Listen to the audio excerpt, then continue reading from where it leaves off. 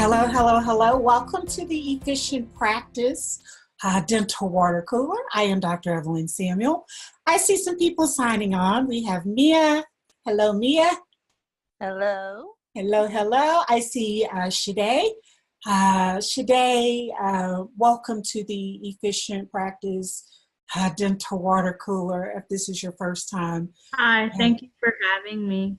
Absolutely, absolutely. So happy to have you here. We'll have some time where we will interact and we'll be chatting.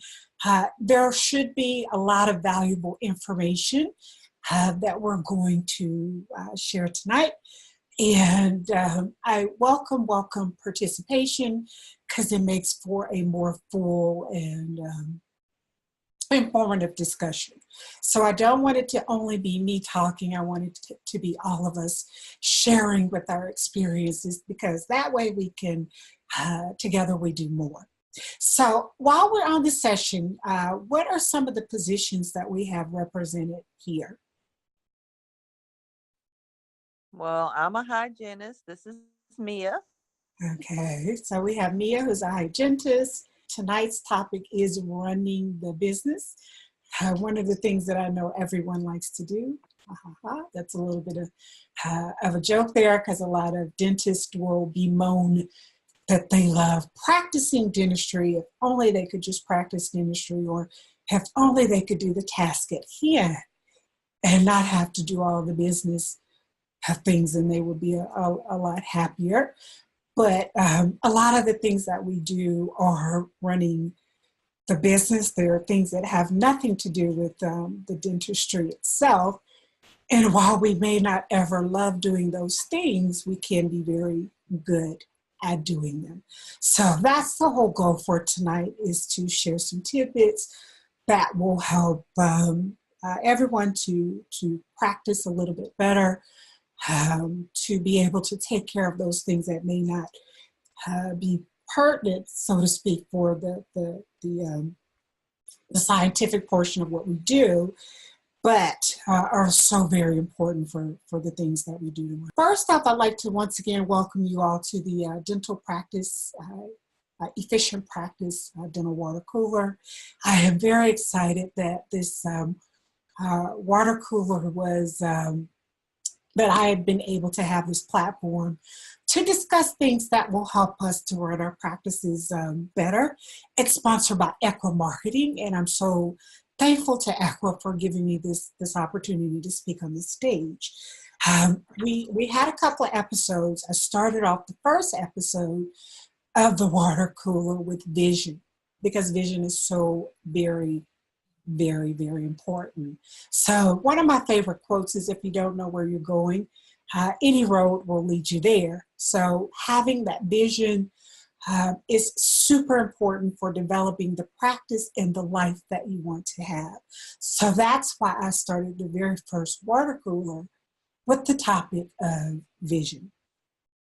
Then we moved to the second water cooler, which was last month. And that water cooler's topic was practicing dentistry. Or you can fill in the blank with whatever you do. Practicing dentistry, having a salon, or whatever it is that you do. And my main point with that particular water cooler was kind of like what I just said a few moments ago, that we go to school a lot of times for a very long time to learn the things that we learn, so that we can become professionals, or we can become great at our chosen profession. And oftentimes we're doing those things, but then when we get into dentistry or whatever it is that we're in, we find out that there's all these other things that are thrown into the mix that we may not have planned for in the beginning. So the second water cooler was practicing dentistry, so that you could learn to take care of all of those other things that we have to do, that sometimes stifle our growth from what our main purpose is. So some of the things we went over in that session was, well, what got you here won't get you there. So basically learning your trade craft is not the only thing that can get you to where you want to be. And then we talked about designing your ideal practice, your ideal life. We talked about determining your purpose. So whenever you're doing anything, you need to know what your purpose is, not anybody else's, but what your purpose is. And that can be defined with simple, three simple questions. Simply, who am I? What do I do, and who do I do it for? And you can apply that anywhere in your life. You can apply it in your practice, like as a team. Who are we? What do we do? And who do we do it for? And you answer those questions and you come up with your purpose, which is a lot like your mission. One of the things I like to do with developing that purpose is I would have that listed in every operatory in the practice and throughout the practice. I don't know if I said that the last time, but basically once you come up with that purpose with your team, you develop that, you print it out in a nice, and put it in a nice frame, and you can have it all over your practice or your business as a reminder of what your purpose is. Who we are, what do we do, and who do we do it for? And people see that. Patients take note of that when those things are displayed. And then the last part of that last water cooler was planning. How planning now sets the stage for your long-term success. So that was the first couple of water coolers that we did. And now I'm so excited that we're moving into the third water cooler that's here already. I'd like to thank a couple of people from the last water cooler. That was Dr. Nelson and Dr. Halliburton, because they provided me with some really good feedback on their experience with that water cooler session. If you're on here tonight, or if you're able to listen to the replay, I'd like to encourage those that hear this water cooler to also provide feedback, because that's so important in helping me help you. So it helps me to develop content for what we will be doing moving forward. It helps me to understand how I can improve these water coolers so that I'm bringing topics that can help you in your business, but more importantly, help you in your life. So there again, if you're on here tonight, I'd like to encourage you to add feedback on your experience of tonight's session. And thanks again to those doctors for providing feedback the last time. And if you're on here and you stay until the end, I will offer a free gift. I'm going to go ahead and tell you what that free gift is. It will be a copy of my book, 100 Things I Hate and Love About Dentistry, A Professional's Guide to Efficiency, Profitability, and Sanity. So in the book, we address a lot of the things that we're going to be talking about tonight. And we also discuss a lot of the things that we deal with in a business. I use dentistry as the topic because I am a dentist and I practice dentistry, but the message is universal and you can apply it in any field or any business if you're dealing with the public that you're in. So once again, my name is Dr. Evelyn Samuel. I am a practicing dentist, a dental practice efficiency coach. I am a podcaster now, and I am the author of the book that I just mentioned, 100 Things I Hate and Love About Dentistry, A Professional's Guide to Efficiency, Profitability, and Sanity. Now, of course, I don't hate dentistry. Some people ask me why I named the book as such, but I really was hearing a lot of feedback from dentists all over the country who were a little bit disenchanted about some of the things that we go through as practice owners or just practicing dentistry in general. So I decided to put it in a book. I was doing some journaling. That became the book, and it's a solutions-based book on the things there again that we deal with in private practice and dealing with the public, dealing with insurance, and so forth.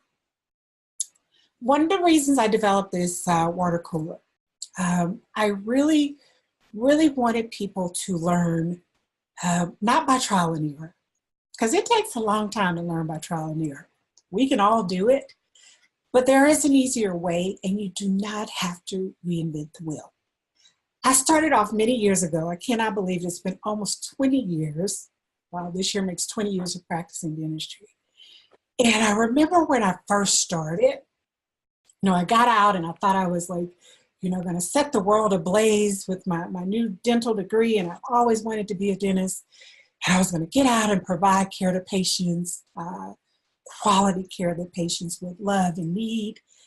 And then I got out and I was working in all these different practices, and I was thrown into the situation where I was working in so many different places and there weren't enough patients for me in this office, or I was with an HMO practice in one place, I was with a cosmetic dentist, I was with a prosthodontist, all at the same time. I was working retail at night and on the weekends. And so I began to resent my lifelong dream of becoming a dentist. I was like, wait a minute, I spent all this time in school. Surely I should be able to make a decent living. Not that we're in it for the money, but after you spent that much money to go to school, you would think that you can make a decent living and do the thing that you love and help, people. And so it was a bit tough in the beginning. And so I did that for a while. And then I got a position working as an associate, which was much better, back in Alabama. But I quickly learned that I didn't really have any influence on how that practice, on shaping that practice, and I felt like I wouldn't grow. I worked with wonderful dentists that I was able to share on different cases and get advice, but I didn't really have any input on how the practice was going to run. For example, if I wanted to add intraoral cameras back then, which was, kind of new, I didn't really get to say so because I wasn't one of the practice owners. I was the associate. And so from there, I decided to open my own practice. And then I opened my own practice, and it was beautiful, and it was everything that I wanted to be, and I planned and planned. I was very systematic, and I'm going to talk about that today. But there again, we weren't taught those things in school. So I planned, and I was prepared, but it was tough. And I want to be honest about that. It was what I wanted to do, but it was tough. And so I want people to be able to have a good experience with dentistry. I want them to reignite their passion for dentistry, become leaders, and get paid for the services that they provide. And that's why I just decided to do this particular article on this particular topic, efficient practice. So you can use efficient practices to grow your practice and to grow and create a better lifestyle. So once again, I want to thank Equa Marketing for giving me this platform. If you don't know who Equa Marketing is, they are the digital leaders in the industry for dentists. They help other businesses as well. But I'm focusing on the dentistry because I know they are on the forefront of digital marketing for dentistry, and I'm a dentist. So I want to thank them once again for sponsoring me in this show in particular episode. I really wanted this to be more like coaching sessions, and that's how I've set up this particular platform because I know the benefits of having coaches. I'm a coach. I've always had coaches. I still participate in masterminds, and it makes a world of difference. Can you do it alone? Yes, but a coach helps you get there faster. So that's why I wanted to shape this like coaching sessions, so you can come on once a month and you get group coaching. Tonight, what we're talking about is running the business. I hear so many people say, if only I could do dentistry. If only I didn't have to worry about insurance. If only I didn't have to worry about patients not showing up. If only I didn't have to worry about people paying for their procedures. If only, and it goes on and on and on. And like I said before, you may never want to deal with those things, and you may never want to run a business, but you can be good at it, and you kind of have to be good at it if you're going to do the thing that you want to do. And so I start with, why do we start businesses in the first place? If you want to chime in, be sure to do so. But why do we start businesses? Why do we start businesses in the first place? Why do we start dental practices? So you could focus on your own vision? Yeah, so you can focus on your own business. So you can have your own thing. And I'm going to go out to say a little bit more that it starts from us being so focused on what we do. We learn how to do our trade crafts really well. Like we're some technical people, and we're working in millimeters. And we work in a small space. We're in a patient's mouth. We're working on teeth with these little grooves, itty bitty grooves in anatomy. And we take joy in making these things beautiful. And so we're very particular and very precise.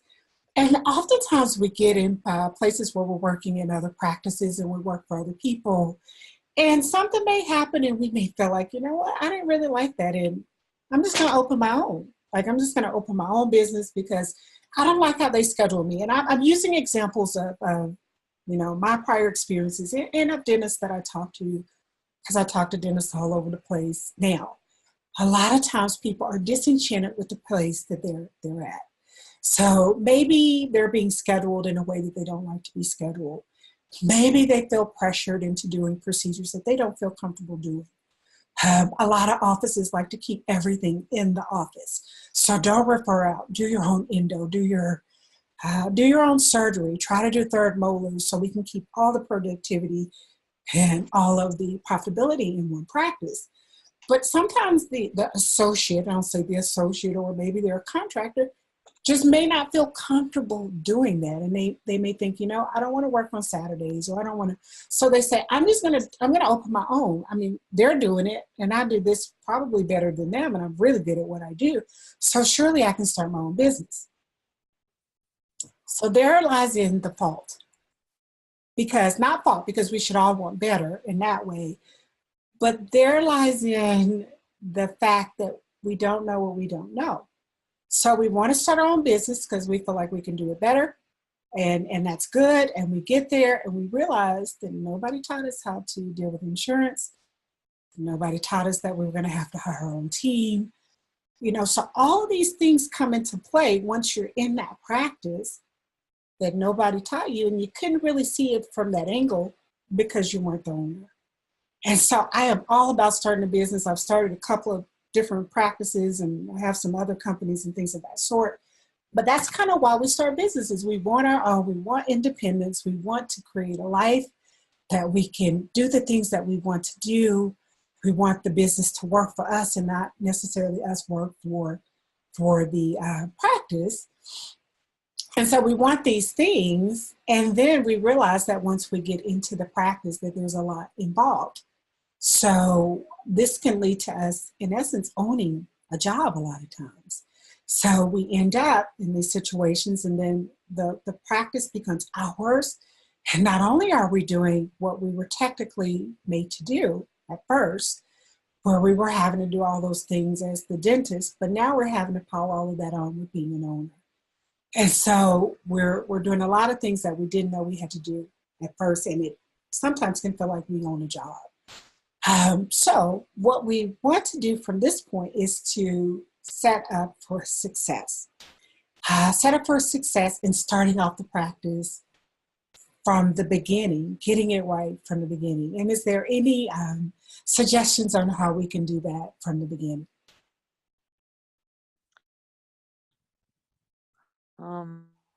Talk to a consultant, Yeah, get a that's a plan good idea. We can together, talk. and talk to people that already have their own businesses Mm-hmm.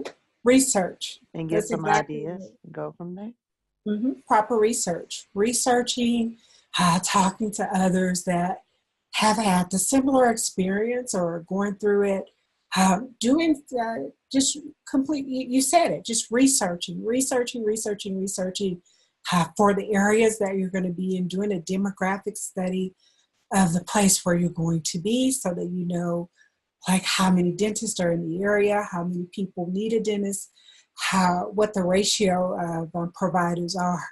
If it's going to be an area where you will flourish. So it's getting it right from the beginning, and that's basically setting up for success, knowing everything that you want so you can set the practice up ideally how you want it, so that when you're in the practice, you're not reacting, you're being proactive on the front end so that you don't have to be reactive once you're in the practice. So exactly, setting up for success is basically researching and planning, knowing what you want ahead of time, doing that demographic study and going where you're needed, not always just where you want to go, but going where you're needed. So I'll give an example of that. When I first did my residency, I worked in the DC region, and there are a lot of dentists there. And as I told you, I was working in a lot of different practices at the same time, because even though there were so many people, the population was, there's a lot of people in this region, none of the offices had enough patients. But there's a lot of dentists here as well. And when I moved back to Alabama, the way that Alabama graduates dentists is they have very small classes. So it's usually about 50 in our class.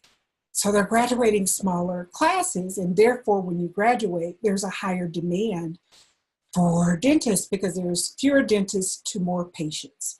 So going somewhere where you're needed, somewhere where there may not be a whole bunch of dentists, can be a strategy for setting yourself up for success. So from there, I will move on to one of the most important things in terms of running your business, and that is to work on your business instead of in your business. Now, how do you do that? Work on your business instead of in your business. So a lot of times we'll be working a lot, and we're doing so many things to make our practices run efficiently. We're doing so many things to take care of all of the hats that we wear, whether we're dealing with patients or we're figuring out how to deal with our insurance or cover the overhead and things of that sort. So we're working. So we feel like we're doing everything that we could possibly do. And sometimes we don't know if there's anything else we can do. But in that sense, we're working so hard in the practice. We may go out and get a whole bunch of continuing education courses, and we continue to get more and more skills that we can utilize in the practice, but we have to work on the practice. Are there any ideas of how we can work on the practice? That's an interesting question, isn't it? So, yeah, it sounds like the same thing. You would think if you're working in and on the practice, it's like tomato. So I'm working on the practice. But what I mean by working on the practice, and I'm a big person about systems. Systems are your secret. Secrets are the systems are the secret sauce to running the business properly. And most people will say, well, yeah, I mean, I know systems work, but really honing in on your systems. Everything must be systematized. That is working on your business, developing a system for every single thing in the practice. How will your phone be answered? What will the person who answers the phone say when somebody says one thing? Or how will they handle if a patient does another thing? All of those things need to be orchestrated to a T and documented. It has to be documented. How do we greet the patients when they walk in? How long does a patient sit out front before we take them in the back? What do we do if people don't show? What if somebody comes really late and they're upset because you won't see them? All of those are systems for your practice, and every single thing in your practice is a system. You have your hard systems, which are your system components like your computers and things of that sort. You have your soft systems, which are you and your team. And then you have your informational systems, which is your written out, documented systems. Another example, when the patient comes in, how will they be guided to the back, or who will escort them out front? And these are all things to help you systematize your practice for success. It is the key. It is the simple key. We can just stop the webinar right now because it is the key to how you run your practice correctly. I don't want to say correctly, but it's the key to how you run your practice successfully. And of course, you have to determine what success is for you, but to have something documented for every single person in the practice can duplicate it exactly the same is of paramount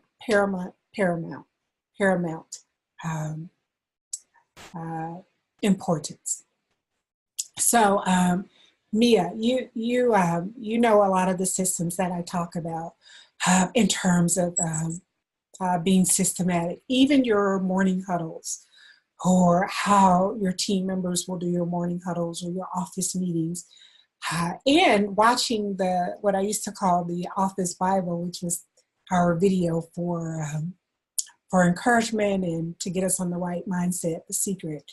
How even that is a system in itself. Secret sauce to helping your practice work properly is working on your business and not in your business. Working in your business can just be a lot of reacting to situations for the practice. And I'm just doing a recount because I saw someone was kicked off in their back room. But working in your business can be reacting to a lot of things. And then working on your business would be systematizing your practice in such a way that you have your like a primary aim, a strategy, things of that sort. So everything in your office has a system that everybody in the practice can duplicate so that everybody is saying the same things, so that everybody is saying the same on the same page. And what this does is it conveys professionalism to your customers and to your guests when everybody is saying the same thing. If the front office person answers a question a certain way, then the patient comes in the back and you know they'll oftentimes ask the very same questions to the assistant. If the assistant says the same thing that the front office person says and then the doctor reiterates it and the hygienist and everybody is on the same page, you will find that it conveys an atmosphere of professionalism. It creates an atmosphere of harmony and just a better, a more relaxed environment. And it's all by systematizing your practice. That is like one of the key points that we're talking about tonight, but one of the most important, in my opinion, is the systems in your practice.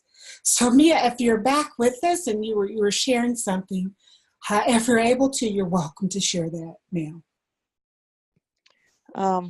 What I was saying, I hope I don't cut out this time, but what I was saying is, especially the front personnel, because that's the first people that they see when customers come in, patients come in, and a lot of times they're it's hard for them to collect money. That's like the biggest thing. It's collections. It's hard to ask people to pay up front for certain things and get them, to do that.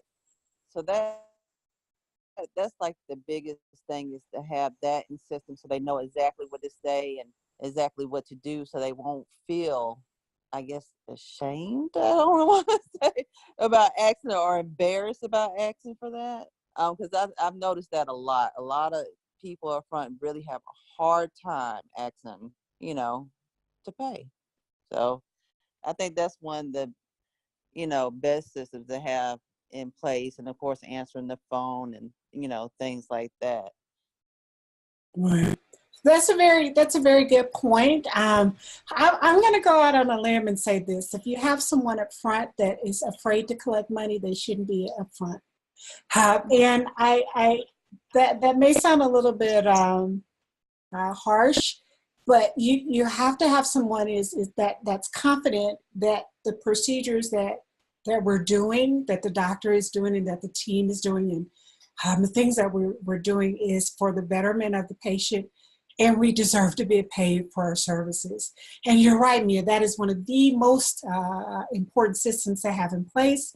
It is definitely a system, and you have to train on that because a lot of times people don't naturally know how to ask for money, and if they have any kind of quirk or any kind of if they have any kind of insecurity, I guess that would be the word, in the price, because sometimes dentistry can cost a lot of money. It could be several thousands of dollars, but it also costs a lot of money to practice dentistry, to do the crowns and the materials and things that we use. So if the person themselves is thinking, wow, that's a lot of money, they're going to convey that to the patient. And then that sometimes will make the patient think, oh, are they overcharging me? Which is definitely not the case. but that person has to be very comfortable looking the person in the eyes and saying, Ms. Jones, your fee for today will be.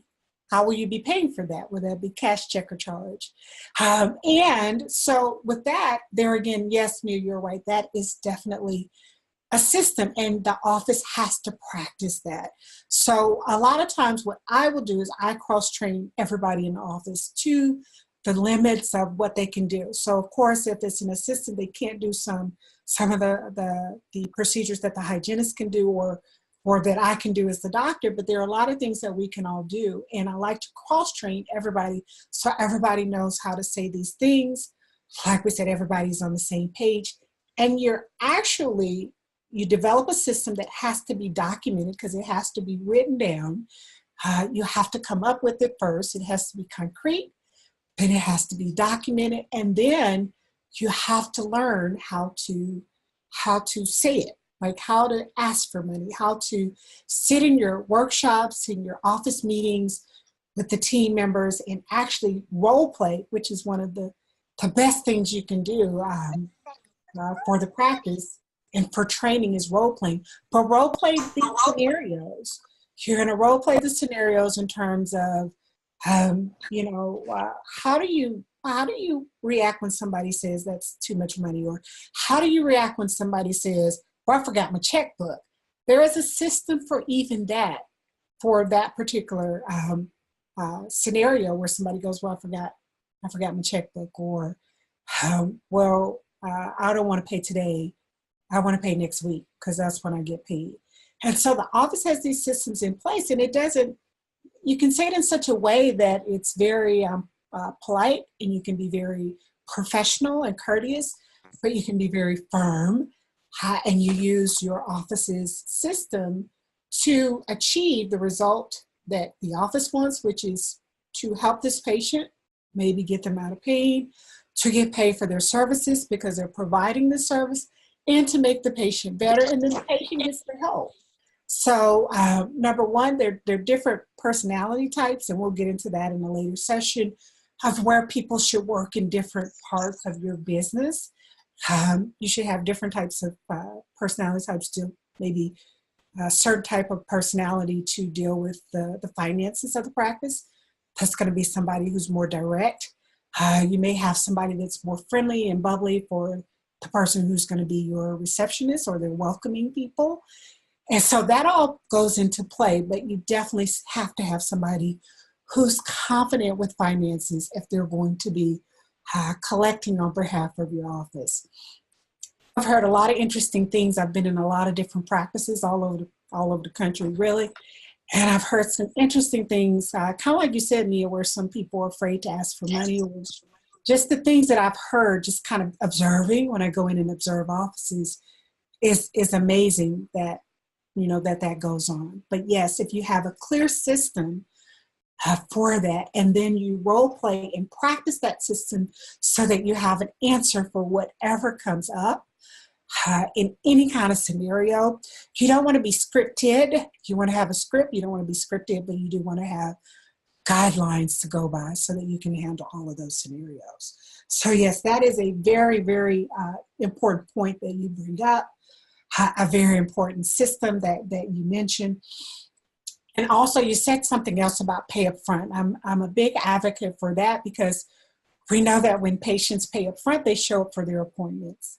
That will decrease the no-shows. So there again, there is a system to have people pay up front for their services, especially if the doctor is blocking off long blocks of time for the procedures. You want to make sure that this person is going to show up when you're doing that. There is a system for that as well. And so when you're developing these things, like we talked about why a person starts a business, how to set up for success, when you're doing these things, you'll notice that there are certain stages of your business. And I like to say business because I know that there are some people on here that may not be dentists, but you may have businesses, and all of these things are kind of universal. So let's say you're in a business and you started the business, dental practice or business. And you say, I want to own a practice, and I'm kind of doing a recap because I know some of you got kicked off and you're back on. starting a business because I was in a associateship that I just didn't like, and I can do it if they can do it. And then you get in and all these things are thrown at you. And so you're having to learn how to be a business owner. You're learning how to set up your practice right, and you're learning how to systematize. I cannot stress how important that is because that's my thing. How to systematize your practice for success. Your practice is going to be, or your business is going to be in certain stages. The infancy stage is when you first decide to do that, where you're saying, I'm going to start a business. And this is where you're doing everything. Like you're answering the phone, you're jumping in, you're doing some of everything to ensure that your practice is running properly. You may not have the team in place that you need yet, but this is when it starts to feel like you're owning a job because, like I said, you're now doing that thing that you were so good at, which in our case is the dentistry, but now you got to do all these things as the owner, which you didn't really count on at first. And so you're in an infancy stage because you can continue to do all these things for a little bit of time where you're keeping everything running right, or you're working on your own marketing, you're wearing a lot of hats. But after a while that gets old and you can start to burn out really quickly. And then you can start there again to resent what you're doing. If you're doing it correctly, your practice, your business is going to grow. And then it's going to move more to an expansion type of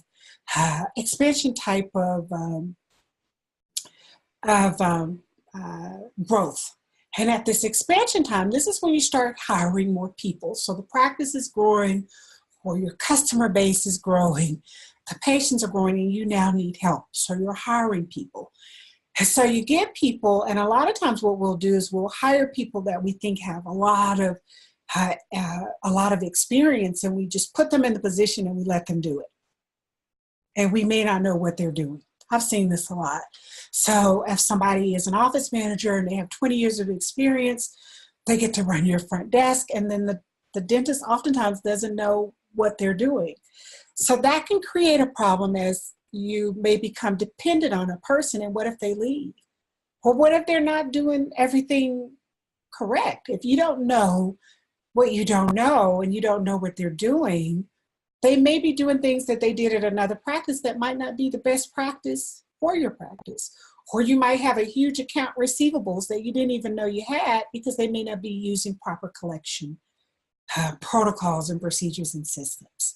So with that, that's when you have to start there again systematizing so that you can learn everything about your practice. I always say that. Learn everything about your business. You shouldn't have to do it all. You should never have to do it all, but you should know it all. So you learn it all so that when you get people in place and you have these wonderful systems that you're going to develop, and everybody can jump in, no matter who it is, they can get in and do the system. You understand what is going on in your business. So if somebody leaves, it's okay because you have a system in place that somebody else can jump in and they can repeat it as well. The idea is to go from that to go to more of a maturity growth. And this is where you're building your business so that your business can work for you. And you're not a slave to your business. So you're not feeling like you own a job, but you want to create it in such a way that your business works for you. We went to school for a long time. We want to be able to create a life where you can help people and you can do what you love to do. And I speak for myself, create smiles, but you also want to have some financial freedom because you invested so long in this. So we don't want to own a job. We want to own a business. And that is a place that can run without you. And what I mean by that is you still have to have a hand on it, but it can still run if you're not there. Let's say if you're not there, or if you need to go on a vacation, or if you need to go to a course, your practice can run in such a way that it is like a well-oiled machine and it can run even in your absence. And I think that is the big idea of what we're trying to do. We want to make sure that we use what is called like a franchise concept. And that's where we have the office so systematized that anybody can come in that practice and it will work the same. Have you ever thought about like the restaurants? And I'll use McDonald's as an example because that's a big franchise. It's like a multi-billion-dollar company. But they have it so systematized that anybody can come in there, like a high school student. Any student can come in there and they can work, and the burger should taste about the same no matter where you are in the world in terms of the burger and the fries that you get. It's not because the workers come in and they're so skilled. Like we're trying to hire in our practices a lot of time the person with their skills and things of that sort. You want skilled people, but it's their system that's working. It is the system where anybody, like a high school student, can come in and they can, put the certain amount of ketchup on the burger or the pickles and the onions or whatever it is in such a way that anybody can come in there and do it. And that's what a franchise thought process is. You think of it as if you're going to franchise your practice or your business, and you may never do that, but it should be so systematized that anybody can come in there and it can work for you, even in your absence. So if you were to sell it tomorrow, or if you were to develop 10 other practices, they were all run exactly identical. And on the first day when somebody comes in, after they've done their extensive training, because I believe in extensive training before we're let loose to go into practice, that they can step in and do it exactly like the person did before. So if you're not doing those systems, it's left to chance. Nothing should be left to chance. It's left to how that person wants to do it into their best discretion, or how they did it at the last office. So it should be so laid out that anybody can come in, once again, and step in and do it the same. They can say the same things to patients. They can answer the phone the same way. They have a response for, oh, I forgot my checkbook. They have a response to, you know what, I don't really want to pay. I'll pay next visit because that's more convenient for me. The team will have something in place when you have those documented programs and systems in your practice. So are there any questions on that thus far? We're on that systematizing of the business. As you can see, that's my theme: systemize, systemize, and systemize. So to me, that's kind of like your ultimate secret to having a fruitful business is systematizing your practice in your business. So the ultimate thing that we want to do is we want to design a practice and a business that works for you. So many times we don't have that. We get inundated with all of the hats and the fires that we're putting out in our businesses, and a lot of times it becomes more of a task. Sometimes we can become burnout. I hear it all the time. But we have to back and do some planning and really take some time to develop the practice exactly how we want it to be, and ideally so that we can create a practice that supports our life and our lifestyle. So these are some of the things that I wanted to talk about tonight: systemize systems, organization, that whole franchise effect that we kind of talked about, develop your practice in the beginning, like you're going to develop many of them. You may not do so, but so that anybody could come in and do exactly what you do without missing a beat. Everything needs to be documented. And one of the things that you'll find with your customers is that people love predictability. And what I mean by that, they like a consistent result. If you ever go to a nice resort, or one of the things I used to do with my teams, we would go to the spa and just observe great customer service, the patient experience, the customer experience. And so people like that consistency. So if you have those systems in place, when Miss Jones arrives, she knows that she's going to be greeted with a smile by her name. She knows that she's not going to wait, and she's going to come into the office and she will be seated immediately in the back. She knows that she will have an on-time procedure. She knows that she'll get a warm towel at the end of her procedure. She knows that she'll get a courtesy call that night to make sure she's okay. It's consistency. These are all systems but it's that consistent result that people come to love and that they may crave and like, but they don't even know that that's what's going on. So creating the ultimate patient experience, there again with my favorite thing in the practice, and that's systems. So basically what I want to do now, if you have any questions or anything to add to that, please feel free to do so at this time. I'd be happy to hear your input. If there are no questions, I would like for you all to make sure that you offer feedback this particular water cooler session because it's so important. It helps me to develop content to make sure that I am talking about things that are beneficial to you and that will help you in your businesses. And so I really appreciate those of you who have been taking time to give us feedback. And I ask that if you're on tonight, that you would also provide feedback as well. We will have another water cooler session, and that's going to be in a month on the next date is March the 15th. The water cooler sessions are every third Wednesday of the month. It is at 8:00 p.m. Eastern Time. So please, please, please join me on that session as well. I'd like to also thank Equa Marketing for sponsoring me on this dental water cooler series, the Efficient Practice Dental Water Cooler. I definitely want to bring information to you all that will help you to have better practices, reignite your passion for your practices, help you become leaders for your team, and also help you to develop a better quality of life, because that is so very important. Isn't that why we're doing it all, is to help our patients, of course, but to have a better quality of life. And there was another question that I forgot to address before I cut off, which I'm about to do shortly. And it was basically that how the systems are good. I think I got this question from someone the other day. Systems are good, but how do I make my team do them?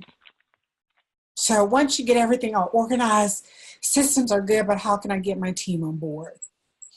And my simple answer for that is you probably can't make your team get on board, but you want to create an atmosphere where people want to be on board. So if you're walking the walk as the doctor or the leader, you're showing up on time, you're following the systems, you're excited, you're passionate about what you're doing. If you have everything systematized and it's not left to chance, people crave order. So that order is there. I think that helps people to jump on board more or less with your program in with your systems. So once again, thank you so much for joining me on this dental water cooler.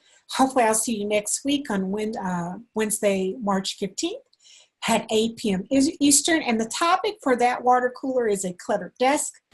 Of course, there's more to it than that, but it's a cluttered desk. Tune in to hear exactly what we'll be talking about and what goes into that as well.